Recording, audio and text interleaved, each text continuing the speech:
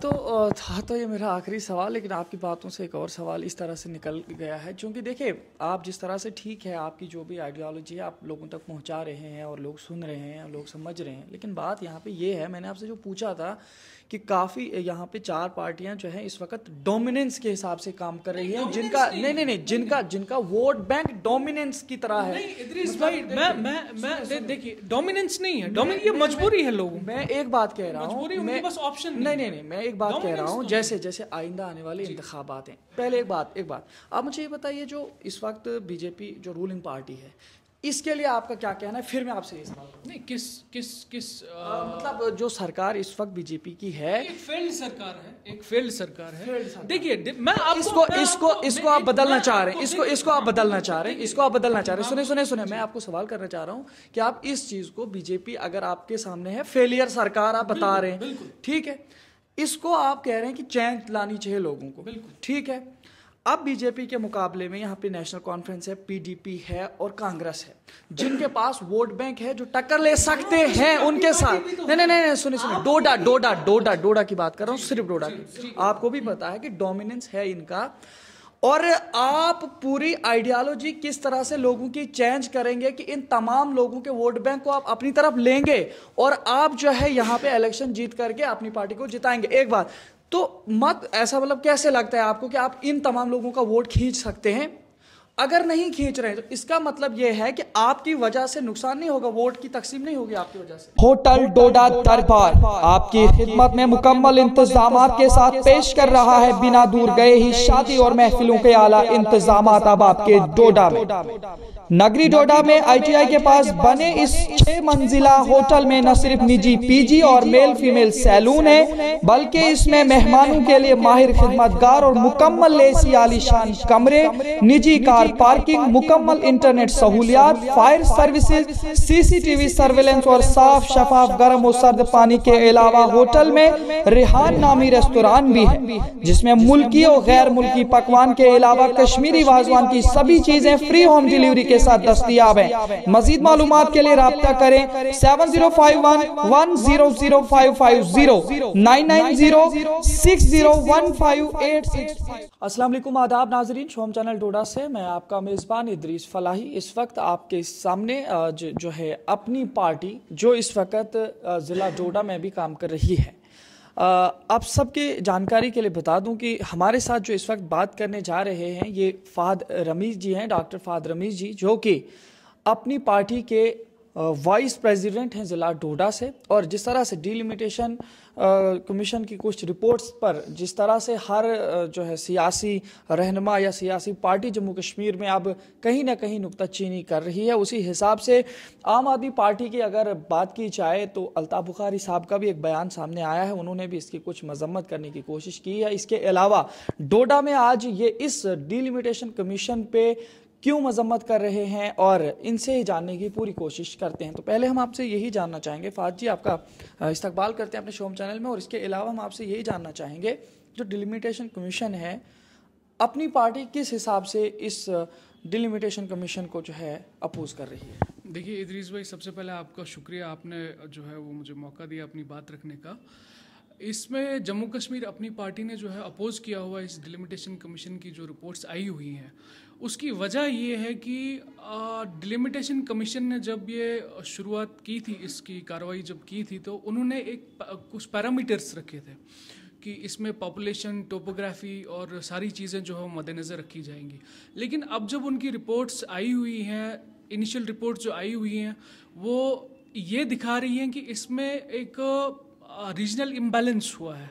Regional imbalance इस हिसाब से कि अगर 2011 का सेंसस आप देखेंगे, उस हिसाब से अगर पॉपुलेशन को क्राइटेरिया रखा जाए, उसमें जो है जम्मू की पॉपुलेशन, इसमें मैं बताते चलूँ कि कोई हिंदू मुस्लिम का इशू है नहीं इसमें। ये होली जो है वो बेसिकली पॉपुलेशन के सेंसस पर जो होता है, जम्मू की पॉपुलेशन कश्मीर से कम है, कश्मीर की रिप्रेजेंटेशन फ्रॉम वेरी बिगनिंग ज़्यादा रही है, क्योंकि पॉपुलेशन भी ज़्यादा है, और जम्मू की जो है वो रिप्रेजेंटेशन थोड़ा कम रही हुई है। इसमें मैं ये बताता चलूँ आपको कि 2011 सेंसस जो हुआ था उसमें तकरीबन मोर देन 68 लाख जो है वो कश्मीरी पीपल मतलब उनकी जो है पॉपुलेशन थी, और जम्मू की जो है वो 53 लाख थी।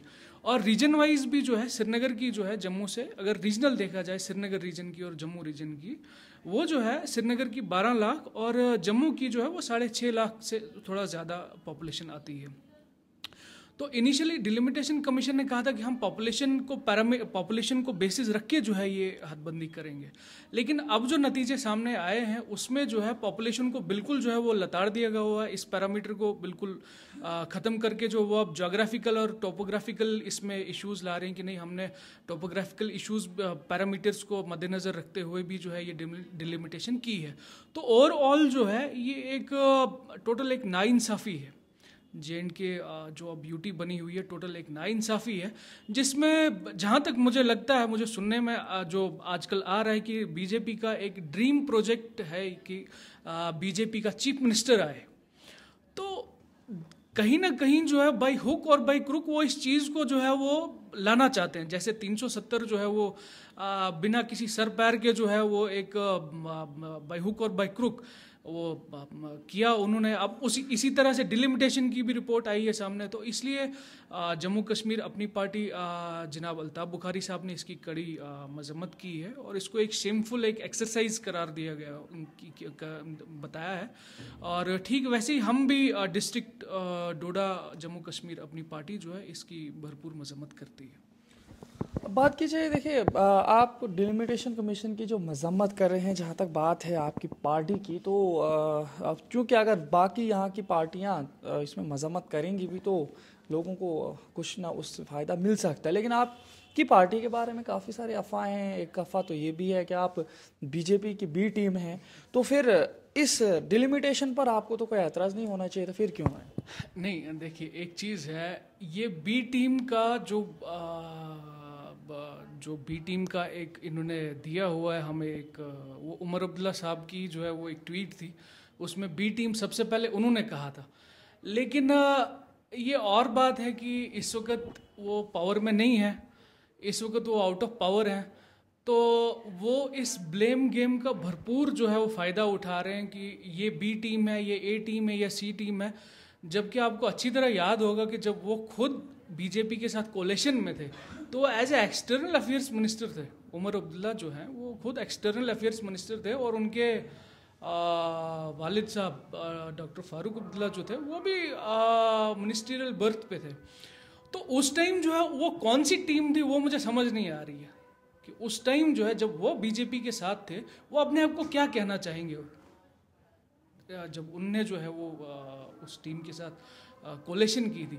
बाकी सियासत में जो है वो कोलेशंस होती हैं, गठजोड़ होते हैं, स्पोर्ट होती है। यहाँ पे टीम तो कोई वो it's a game of opportunities, ये कोई टीम का कोई मसला नहीं है, ये टीम का कोई सिलसिला नहीं है। और जम्मू कश्मीर अपनी पार्टी लोगों की एक तंजीम है। और आप जिस तरह से पिछली दफ़ा जो है आपने देखा होगा पुंछ राजौरी में जो है जिस तरह से अल्ताफ़ साहब जो है वहाँ पे गए, उनने वहाँ पे जो है वो अपनी रैली की, जिस तरह से वहाँ पे लोग जुड़े, तो अगर बी टीम का ये जो लेबल है ये इतना ही सच होता तो वो लोग अंधे नहीं हैं जो इस पार्टी के साथ जुड़ रहे हैं, वो इतने अंधे नहीं हैं कि बीजेपी की जो है वो बी टीम को इतना बढ़ा चढ़ा कर जो है वो साथ दें।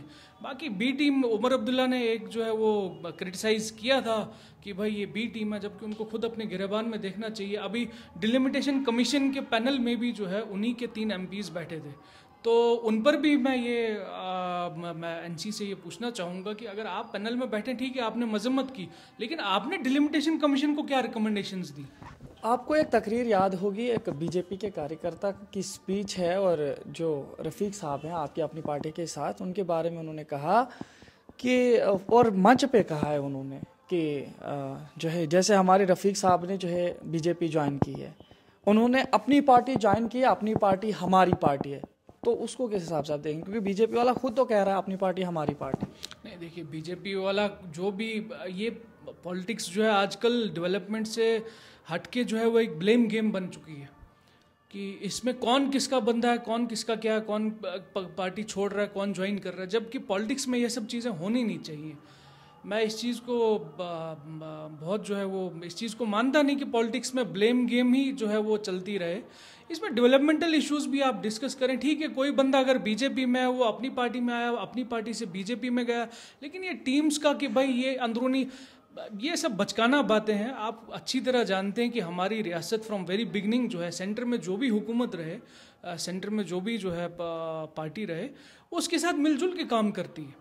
चाहे वो J&K में अगर रीजनल पार्टी कोई मेजॉरिटी लेके भी सामने आई है, NC ही क्यों ना हो या कोई भी पार्टी क्यों ना हो, उसको वो सेंटर के बगैर नहीं चल सकती, वो सेंटर की सपोर्ट के बगैर नहीं चल सकती। तो इसलिए टीम का बोलना कि भाई ये उसकी टीम है, इसकी टीम है, ये बचकाना पॉलिटिशियंस जो रियल एजेंडाज को छोड़ के जो है ब्लेम गेम में फंस चुके हैं, ये उनका काम है और उनका काम उन्हीं को मुबारक हो। हम यहाँ पे डेवलपमेंट के एम से बैठे हुए, हम वही बात करेंगे। यानी अपनी पार्टी का अभी तक यही मंशूर है, जिस तरह से आपने अभी बात की, हमारे सवाल का जवाब दिया, इसे यही लग रहा है कि अपनी पार्टी जम्मू कश्मीर में अपनी हुकूमत बनाना चाहती है और बीजेपी को सेंट्रल गवर्नमेंट के हिसाब से मान करके वो जम्मू कश्मीर को चलाना चाहती है। देखिए, सबसे पहली बात कि अभी हमारी पार्टी जो है नई नई आई हुई है। इंशाल्लाह हम ये तो नहीं कहेंगे कि हम कल ही जो है वो पूरी स्टेट को बदल के रख देंगे, लेकिन हाँ, इंशाल्लाह अगर हम पावर में आए तो हमारे अपने प्रिंसिपल्स हैं, हमारे अपनी पॉलिसीज़ हैं, हमारे अपने एजेंडाज हैं।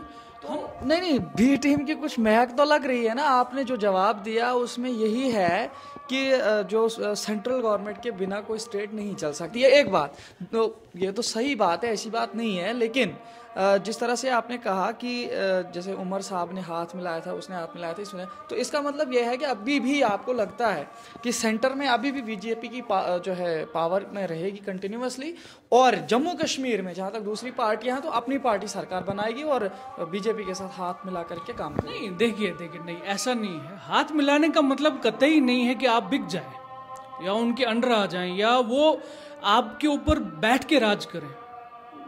सियासत में कोलेशंस होती है, सपोर्ट आउटसाइड इनसाइड सपोर्ट होती है। ये एक अब इस स्टेट की बदकिस्मती जो अब यूटी बन चुकी है, इस स्टेट की यूटी की सबसे बड़ी बदकिस्मती ये है कि यहाँ पे अब ऐसा ट्रेंड आ गया हुआ है कि कोलेशन के बगैर काम ही नहीं चलता सरकार का। लेकिन इसका कतई मतलब ये नहीं है कि वो हम पर भारी हो जाए, हम पर हावी हो जाए। अभी 29 को जो है इसी डिलिमिटेशन कमीशन के ऊपर जो फैसला आया हुआ है डिलिमिटेशन कमीशन का, 29 को जो है हमारी पार्टी प्रोटेस्ट कर रही है। इसका मतलब ये नहीं है कि कोई वहाँ बीच सेंटर में जो सरकार बैठी हुई है वो हम पर राज करे। हमने 370 को भी अपोज किया, हम स्टेटहुड वापस चाहते हैं। हम यहाँ पे जो है जैसे हमारी स्टेट पहले थी हम बिल्कुल वैसे ही चाहते हैं। हम प्रोटेस्ट टाइम टू टाइम हमने प्रोटेस्ट किया है। जब 370 टूटा था तो हमारी पार्टी वाहिद एक पार्टी थी जो खुल के सामने आई और अपोज किया। प्रेस मीडिया में जो है बोला उनको कि नहीं, अगर आप हमारे साथ नाइंसाफ़ी करेंगे हम अपनी एक तंजीम बनाएंगे जो इस नाइंसाफ़ी के खिलाफ लड़ेगी। सेंटर के साथ चलने का कभी भी मतलब ये नहीं है कि आप उनके नीचे काम कर रहे हैं। हाँ, तालमेल से अगर काम होता है, अगर वो आपको सपोर्ट कर रहे हैं, आप उनको सपोर्ट कर रहे हैं, इसका मतलब ये नहीं है कि आखिर देखिए at the end of the day हम हिंदुस्तान में रह रहे हैं, हम एक डेमोक्रेटिक कंट्री में रह रहे हैं। यहाँ पे दिल्ली में जो फैसले होते हैं उनका असर पड़ता ही है स्टेट्स के ऊपर, और आप दिल्ली के बगैर चल नहीं सकते। लेकिन जो पिछले हमारे लीडरान रहे हुए हैं जिनकी वजह से 370 भी चला गया इस स्टेट से, हो सकता है कि ये उनकी मजबूरी रही हो कि वो सेंटर की जो सेंटर में रूल करने वाली पार्टी है उसके नीचे काम कर रहे हों। लेकिन हमारी पार्टी का कतई ये मतलब नहीं है कि हम अगर सेंटर के साथ काम करेंगे तो उनके नीचे काम करेंगे। अब 40 साल से जो है वो एनसी और कांग्रेस यहाँ पे रही हुई है। 40 साल से वो 370 की हिफाजत नहीं कर पाए। तो दिस इटसेल्फ रिफ्लेक्ट्स कि वो कितना नीचे लग के काम कर रहे थे। अगर वो इतने स्ट्रांग होते तो वो 370 को कभी टूटने नहीं देते, वो अपनी बात सेंटर में मनवाते। चाहे सेंटर में बीजेपी हो, कांग्रेस हो, कोई भी सरकार हो, हम वैसी कोई आइडियोलॉजी लेके नहीं चलेंगे। हम एक कंट्री और एक एज ए स्टेट और एज ए यूटी साथ मिलके चलेंगे। बात करें वादिया चुनाव की या डोडा डिस्ट्रिक्ट में अपनी पार्टी का आने का मकसद और आपका अपनी पार्टी के साथ जुड़ने का क्या मकसद है, मतलब किस हिसाब से आप देख रहे हैं आइंदा के लिए? देखिए, जम्मू कश्मीर अपनी पार्टी जो है एक रीजनल पार्टी है और एक रीजनल पार्टी अपने लोगों के मसले मसाइल जो है वो as compare to national parties बहुत ज़्यादा जो है उनको एड्रेस कर सकती है जो रीजनल पार्टीज़ होती हैं। अब एनसी का बैकग्राउंड क्या रहा है वो सबको पता है, यहाँ पे पीडीपी का बैकग्राउंड क्या रहा है अब सबको पता है, कांग्रेस का भी सबको पता है। तो मेरी जहाँ तक अपनी पर्सनल जो मेरी ज़ाती सोच है वो ये है कि आजमाए हुए को आजमाना एक बेवकूफ़ी है। आप अगर उन्हीं पार्टीज़ के साथ जुड़ के आगे काम करेंगे तो आइडियोलॉजी तो वही रहेगी ना, आइडियोलॉजी तो पार्टी की चेंज नहीं होगी। अगर उनका चेहरा चेंज हो सकता है लेकिन आइडियोलॉजी चेंज नहीं हो सकती। वो जम्मू कश्मीर को किस रास्ते पर ले जाएंगे या किस रास्ते पर चलाना चाहते हैं या किस रास्ते पर चलाया है, अगर मैं पर्सनली ये चीज़ बोल रहा हूँ कि अगर मैं भी वही सोचूं तो इसका मतलब ये है कि मैं उनकी आइडियोलॉजी जो सदियों पुरानी आइडियोलॉजी उसको एक्सेप्ट करके उसके साथ जुड़ रहा हूँ। तो मेरा जम्मू कश्मीर अपनी पार्टी के साथ जुड़ना इसलिए मैं जुड़ा हूँ क्योंकि मैं चाहता हूँ कि एक चेंज हो और हम सबको एक चेंज की ज़रूरत है। हम कब तक जो है वो लाचार और बेबस होके जो है वो पुरानों को ही जो है वो बार बार सामने लाके अपने आप का नुकसान करें। मैं चाहता हूँ कि यहाँ पे लोग अपने एक समझें इस चीज़ को कि अगर आपको 5 साल का एक टाइम फ्रेम मिला है कि अगर आपका लीडर 5 साल काम नहीं करता और 5-6 साल के बाद वोटिंग होती है, आप उसको हटा दें, आप किसी और को चुनें। अगर वो काम नहीं करता आप उसको हटाएं, किसी और को चुनें। ये एक एक्सरसाइज है, एक हेल्दी डेमोक्रेटिक कंट्री के लिए ये बहुत ज़रूरी है कि आप 5-6 साल के बाद जो सरकार काम नहीं कर रही है आप उसको हटा दें। अभी रिसेंटली आपने देखा बीजेपी ने फैसले लिए, किसान बिल लाए, लेकिन साल के बाद उनको वापस जाना पड़ा। हमारे प्रधानमंत्री को जो है माफ़ी मांगनी पड़ी। क्यों? क्योंकि एक हेल्दी डेमोक्रेटिक कंट्री के लिए ये चीज़ें बहुत ज़रूरी हैं कि आप जो सरकार काम नहीं करे आप उसको हटा दें। कल को अगर हम भी काम नहीं करते आप हमें भी जो है रिजल्ट दिखा दें उस चीज़ का। अभी जो है बीजेपी ने काम नहीं किया या कांग्रेस ने काम नहीं किया, कांग्रेस तो पूरी कंट्री से वाइप आउट हो गई, जबकि ये किसी को बताने की ज़रूरत नहीं है कि कांग्रेस एक कितनी स्ट्रांग पार्टी रही है, लेकिन इस वक्त कहीं दिखती नहीं है। उसकी वजह ये है कि लोगों ने उस पार्टी को नकार दिया हुआ है। वजह ये हुई, चाहे जितने ही मर्जी बड़े चेहरे रहने दीजिए, उसमें भी कांग्रेस पार्टी में भी अभी इतने बड़े बड़े चेहरे हैं कि वो दोबारा अभी इलेक्शन जीत के बैठे हुए हैं, लेकिन इसका मतलब ये नहीं है कि आपकी पार्टी उससे ठीक हो जाएगी। चेहरे बदल लेने से आपकी आइडियोलॉजी जो है अगर वही है तो मुझे लगता है ये ठीक नहीं है एक हेल्दी डेमोक्रेटिक कंट्री के लिए। एक आखिरी सवाल आपसे यही करना चाहूँगा कि अगर बात की जाए यहाँ पे चिनाब वैली और डोडा डिस्ट्रिक्ट की अगर बात की जाए, यहाँ पे वोट बैंक है, चाहे बीजेपी है, कांग्रेस है, नेशनल कॉन्फ्रेंस है, पीडीपी का भी काफ़ी वोट बैंक है। ये मेन 4 पार्टियाँ हैं यहाँ पे जिनका वोट बैंक है। तो आपको किस तरह से लगता है एक नई पार्टी लेकर के आप डोडा में आएंगे, उनका वोट बैंक किस तरह से आप अपनी तरफ खींच सकते हैं? देखिए, आपके इस सवाल को मैं एज ए मैसेज भी अपना बनाना चाहूँगा कि हम लोगों ने बहुत भुगता है, इतना ज़्यादा कि हमारे एक एरिया में 12 किलोमीटर की सड़क जो है वो 12 साल में भी नहीं बन पाई। 12 किलोमीटर की रोड जो है वो 12 साल तक भी बन नहीं पाई। तो आखिर आप लोग जाना कहाँ चाहते हैं? अगर पॉलिटिक्स आपको, आपका कॉन्स्टिट्यूशन आपको ये इजाज़त देता है कि आप चेंज करिए, आपको ये राइट देता है, आपको ये इख्तियार देता है कि जो बंदा काम नहीं कर रहा आपके लिए आप हटा दीजिए उसको, तो आप ये पावर यूज़ क्यों नहीं कर रहे हैं? मैं ये नहीं कहूँगा कि हमारी पार्टी सबसे जो है वो आप आइए और हमारी पार्टी को ज्वाइन कीजिए, आपका अपना राइट है, लेकिन जिस हिसाब से यहाँ पे डेवलपमेंट का कबाड़ा हो चुका है, जो हमारे पुरानों ने गलती की है, मैं नहीं चाहता कि आजकल की जनरेशन वही गलती करे अपने आने वाली जनरेशन्स के लिए, क्योंकि आगे आगे टाइम बहुत मुश्किल होता जा रहा है। हमारे पिछलों ने अगर बार बार किसी पार्टी को पावर में लाया है, उसका भुगतान जो है हम सब कर रहे हैं। यूथ तो कर ही रहा है, यूथ के अलावा भी जो हमारे बुजुर्ग बैठे हुए हैं वो भी भुगतान कर रहे हैं इस चीज़ का। अब मैं ये नहीं चाहता हूं कि हम लोग भी वही गलती करें कि आने वाली जनरेशन उसका जो है वो खमियाजा भुगते। तो मैं अपील करना चाहूँगा सबसे कि आप लोग जो है एक खुद देखिए, खुद सोचिए इस चीज़ को कि क्या वाकई में हमें चेंज लाने की ज़रूरत है, क्या हम वाकई में इस शहर को बदलना चाहते हैं, और अगर हम बदलना भी चाहते हैं तो क्या पार्टी को बदलना चाहिए, क्या चेहरे को बदलना चाहिए, या हम सबको मिलजुल के कोशिश करनी चाहिए कि चलो अगर पिछलों ने हमें वो चीज़ें नहीं दी जो हमें उम्मीद थी कि वो हमें रोड दें, जॉब्स दें, नौकरियां दें। था तो ये मेरा आखिरी सवाल, लेकिन आपकी बातों से एक और सवाल इस तरह से निकल गया है, क्योंकि देखिए आप जिस तरह से, ठीक है आपकी जो भी आइडियोलॉजी है आप लोगों तक पहुंचा रहे हैं और लोग सुन रहे हैं, लोग समझ रहे हैं, लेकिन बात यहाँ पे ये है, मैंने आपसे जो पूछा था कि काफ़ी यहाँ पे 4 पार्टियां जो हैं इस वक्त डोमिनेंस के हिसाब से काम कर रही हैं, जिनका नहीं जिनका वोट बैंक डोमिनेंस की तरह है। इदरीस भाई, मैं देखिए डोमिनेंस नहीं है, ये मजबूरी है लोगों। मैं एक बात कह रहा हूँ, मैं बस ऑप्शन नहीं, मैं एक बात कह रहा हूँ, जैसे आइंदा आने वाले इंतखाबात हैं, पहले एक बात आप मुझे ये बताइए, जो इस वक्त बीजेपी जो रूलिंग पार्टी है, इसके लिए आपका क्या कहना है? फिर मैं आपसे ये सवाल करूं। नहीं, किस मतलब जो सरकार इस वक्त बीजेपी की है, एक फेल्ड सरकार है। देखिए मैं इसको आप बदलना चाह रहे हैं, इसको आप बदलना चाह रहे हैं। सुने, मैं आपको सवाल करना चाह रहा हूं कि आप इस चीज को, बीजेपी अगर आपके सामने है फेलियर सरकार आप बता रहे हैं, ठीक है, इसको आप कह रहे हैं कि चेंज लानी चाहिए लोगों को, ठीक है।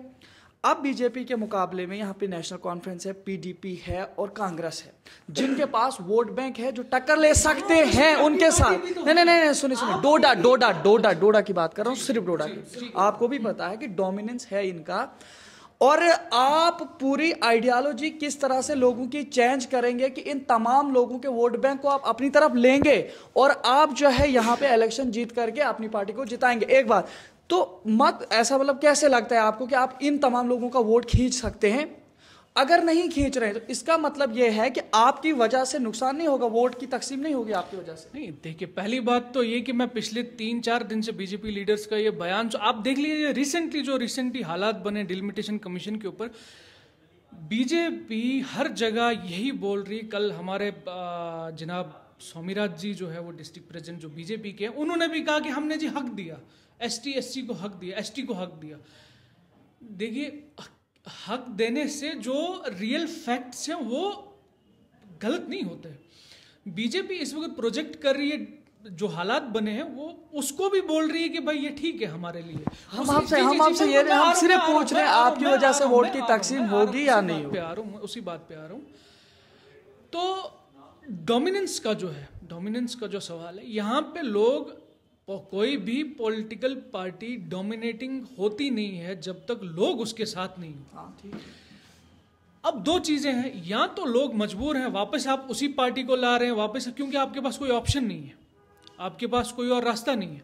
अब काम तो करना है, किसी न किसी पार्टी को तो वोट देना है, तो किसको दे? अब एक नोटा का ऑप्शन आया हुआ है, लोग वो इस्तेमाल कर रहे हैं, लेकिन वो भी नुकसानदेह है, लोग अगर वोट नहीं करेंगे तो आप हेल्दी डेमोक्रेटिक कंट्री, अपनी डेवलपमेंट कैसे हेल्दी डेमोक्रेटिक कंट्री में आगे ले जाएंगे? उसको डेवलपमेंट को कैसे आगे ले जाएंगे आप अगर वोट ही नहीं करेंगे, आप नोटा दबाते रहेंगे।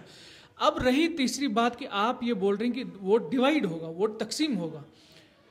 देखिए वोट तकसीम तभी होगा जब लोग जो है वो ये सोचेंगे कि भाई हमने हिंदू पार्टी को वोट करना है या मुसलमान पार्टी को वोट करना है, या अगर मुसलमान पार्टी को भी वोट करना है तो किस चेहरे को वोट करना है। लेकिन जम्मू कश्मीर अपनी पार्टी इस चीज़ को लेके सामने कभी आ ही नहीं रही है। हमारा मकसद जो है वो डेवलपमेंट का है कि उसमें हिंदू हो, उसमें मुसलमान हो, उसमें चिनाब हो, उसमें पीर पंजाल हो, उसमें पुंछ राजौरी हो। अब तकसीम का फैसला जो आपने कहा कि वोट तकसीम होगा, डिवाइड होगा, वो सब चीज़ें जो है वो मैं लोगों की उस पॉलिटिकल IQ, जिसको पॉलिटिकल मैच्योरिटी बोलते हैं। देखिए लीडर होता क्या है, पॉलिटिकल पार्टीज बनती कैसे हैं। परसों साल के बाद ही सही किसानों ने प्राइम मिनिस्टर को झुका दिया, प्राइम मिनिस्टर को माफ़ी मांगनी पड़ी। लोग चाहें तो क्या नहीं कर सकते। अब किसान, पूरा हिंदुस्तान तो किसानों का साथ नहीं दे रहा था, आपने देखा होगा मीडिया वाले तो उनको खालिस्तानी भी बोल रहे थे। लेकिन इसका मतलब ये नहीं है कि किसान जो है वो डरे, वो तब भी यकजा रहे। तो जो तकसीम, जो डिवीजन ऑफ वोट्स है, वो किसी पॉलिटिकल पार्टी का वो इख्तियार नहीं होता, वो लोगों के मैच्योर माइंड पर डिपेंड करता है। वो लोगों के मैच्योर माइंड पर डिपेंड करता है कि वो पॉलिटिक्स को किस फ्रेम से देख रहे हैं, किस प्रिज्म से देख रहे हैं। आया वो इस पॉलिटिकल पार्टी को हिंदू मुस्लिम की पार्टी से देख रहे हैं, आया वो इस पार्टी को देख रहे हैं कि भाई चेहरा कौन है। आप ये सब चीज़ें छोड़िए ना, आप ना पार्टी देखिए, आप ना चेहरा देखिए, आप सिर्फ इतना देखिए कि क्या अगर एक बंदा आपके सामने आ रहा है, अगर वो वही बंदा है जिसने आपको पिछली बार भी धोखा दिया है, हर बार धोखा देता जा रहा है, चाहे उसकी पार्टी कोई भी हो, तो आप उसको क्यों लाना चाहेंगे? आप क्यों डिवाइड करेंगे अपने वोट्स को? आप एक ही साइड चले जाएं। और जैसे मतलब हमें इन फार्मर्स जो यूनियन रहे, हमें इनसे सीखना चाहिए कि यूनिटी जो है एक प्राइम मिनिस्टर को झुका सकती है, तो यूनिटी क्या कुछ नहीं कर सकती। तो मैं चाहूंगा, चाहे वो हमारे हिंदू भाई हो, चाहे वो मुस्लिम भाई हो, बीजेपी ने कौन से हिंदू भाइयों के काम किए हैं? अगर बीजेपी जो है वो जम्मू संभाग को बोल रही है कि देवेंद्र सिंह जी का राना है जम्मू, वो कौन सा हिंदू कम्युनिटी का काम, उस बेड़ा गर्क कर दिया जम्मू के लोगों का। भले ही वहां पे हिंदू मेजोरिटी रीजन रहा हो, वो बेड़ा गर्क कर दिया हुआ है। कोई भी हिंदू कम्युनिटी का 90% हिंदू कम्युनिटी के भाई जो है मेरे, वो तंग आए हुए हैं इस पार्टी से और निकल रहे हैं इस पार्टी से जो है। अब ये है कि ये तो होना ही है। अगर आप पॉलिटिक्स में जो है रिलीजन को प्रायोरिटी रख के आप रीजनल डेवलपमेंट को प्रायोरिटी ना रखें, तो आपका जो है कबाड़ा होना ही होना है, ये तय है। और डिवीजन ऑफ वोट्स, वो मैं फिर से यही कहूँगा, मेरी अपील भी रहेगी लोगों से, यहाँ के डिस्ट्रिक्ट की आवाम से, चाहे वो यूथ हो, चाहे वो स्टूडेंट्स हो, चाहे कोई भी हो, आप प्लीज़ डिवीजन ऑफ वोट्स को रोकें, इस चीज़ को रोकें। अगर एक नया चेहरा आपके सामने आ रहा है और लेकिन पार्टी पुरानी है, तो इसका मतलब यही होता है कि नई शराब पुरानी बोतल में। आप छोड़िए उन सब चीज़ों को, एक नई चेंज लाइए। अगर 5-6 साल आपको कॉन्स्टिट्यूशनल राइट है आपका कि बदलिए, तो आप बदलाव क्यों नहीं लाना चाहते? आप ऐसे सड़ जाएंगे, बार बार उन्हीं पार्टीज को ला रहे हैं, बार बार उन्हीं लोगों को ला रहे हैं। एक जनरेशन तो तबाह हो गई, अब आने वाली जनरेशन भी तबाह हो जाएंगी। और अगर हम ही पहल नहीं करेंगे तो कल को आप और मैं भी जो है वो इसका शिकार होंगे, हमारे बच्चे शिकार होंगे। बहुत बहुत शुक्रिया हमारे साथ बात करने के लिए। बात कर रहे थे अपनी पार्टी से ज़िला जो है वाइस प्रेसिडेंट हैं डोडा से जो है फहद रमीज साहब, डॉक्टर साहब हैं, जिन्होंने हमारे साथ बात की और काफ़ी सारे सवालातों के जवाब इन्होंने दे। चूँकि जिस तरह से अपनी पार्टी के लिए काफ़ी सारी अफवाहें फैली हुई हैं इस वक्त पूरे माहौल में और हर जगह पे फैली हुई हैं, उन तमाम चीज़ों के बारे में हमने इनसे पूछने की कोशिश की और इन्होंने जवाब भी दिए हैं। अब आप लोग किस हिसाब से अपनी पार्टी को देख रहे हैं और डिलिमिटेशन कमीशन की जो कुछ रिपोर्ट्स हमारे सामने आई हैं उनको किस हिसाब से देख रहे हैं, आइंदा आने वाले इंतखाबात के हवाले से आप लोगों की क्या राय है, ज़रूर कमेंट सेक्शन में हमें बताएं। और इसी तरह देखते रहे शोम चैनल डोडा। अपने मेज़बान इदरीस फलाही को दीजिए इजाज़त, मज़ीद पेशकश करेंगे, तब तक के लिए अल्लाह हाफ़िज़।